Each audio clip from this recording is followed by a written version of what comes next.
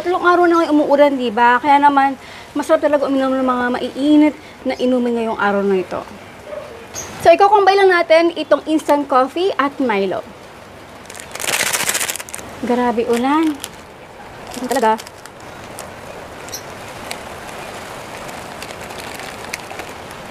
Simutin.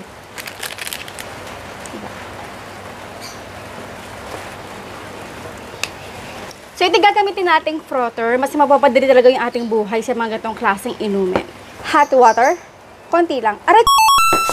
Ouch! Grabe. Sakit.